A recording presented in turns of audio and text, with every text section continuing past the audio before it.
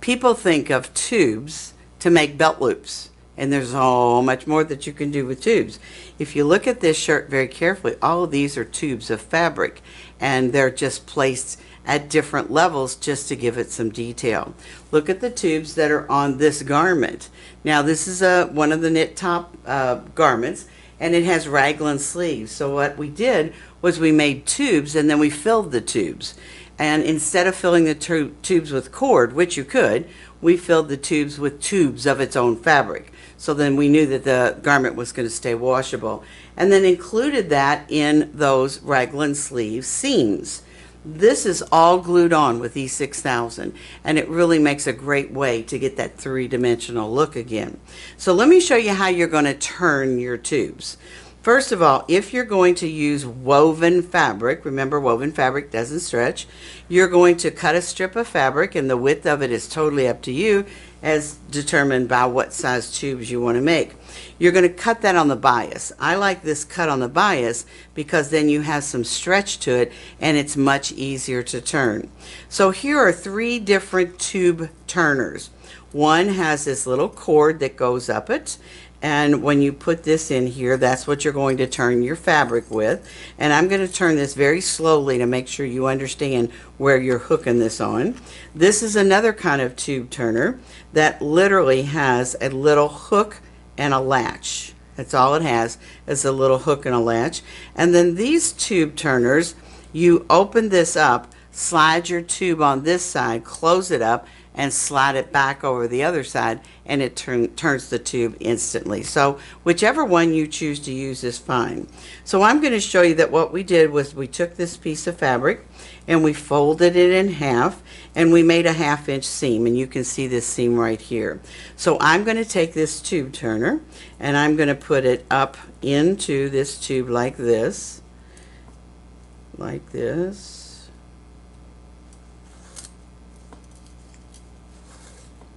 and when I get it up into the tube like this, you can see that now I'm going to insert that little hook. Now let me show you when I get that up here.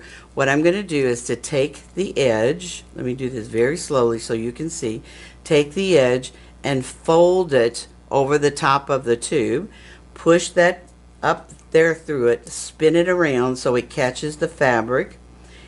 Hold on, let me do it on this side. There we go. Spin it around. That's all you're going to do is to spin it. It's like a little screw.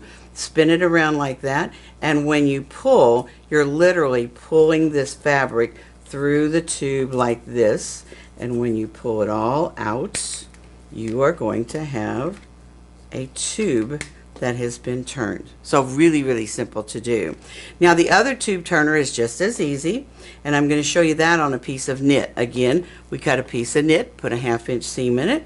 We're going to put this tube turner up the tube like this, and you can see that that's a little hook right there, and when I pull that hook, can you see that the latch closed?